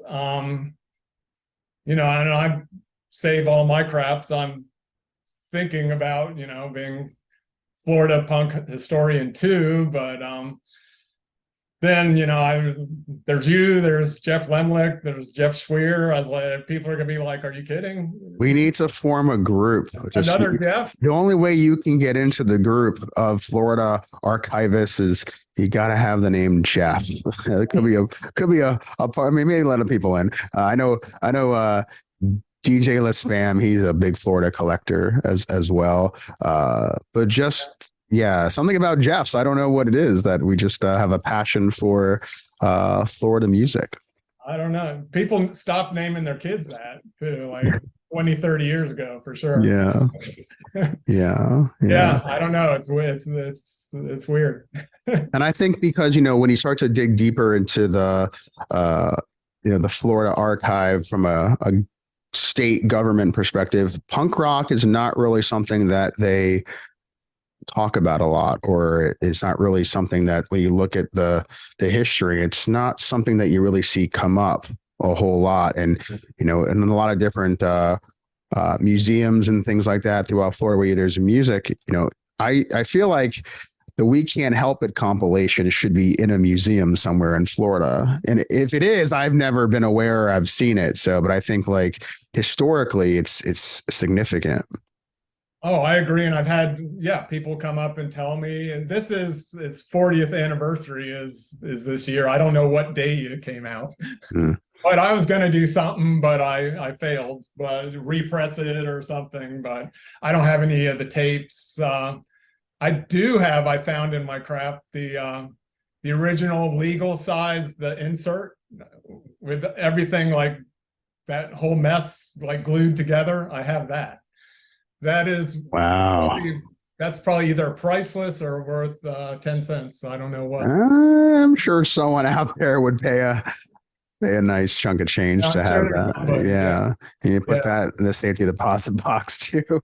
But yeah, that is I'm very proud of that. And just the whole sense of community, the punk rock, and even though it's different city to city, time to time, but I think it's important. And absolutely. And though it doesn't necessarily, at times you get a lot of people, but in general, not too many, you know. Well, it's great to be able to have you kind of to help document this in your own words, sharing some of your stories. And, you know, it's just been a real pleasure getting a chance to chat with you. As you kind of close out, any final words or comments you want to share to any of fans of yours, supporters? I'll kind of leave it up to you to kind of close things out. I can't think of anything. I'm just all the great bands that inspired me, and it's just you know, too much to run through. I've got all these records that I still listen to, and just surprised how good they are. And you know, I just think, you know, the Florida scene way back was, I think it rivaled just about almost anywhere else. I mean, I Killed by Florida versus those Bloodstains, I think it's about even.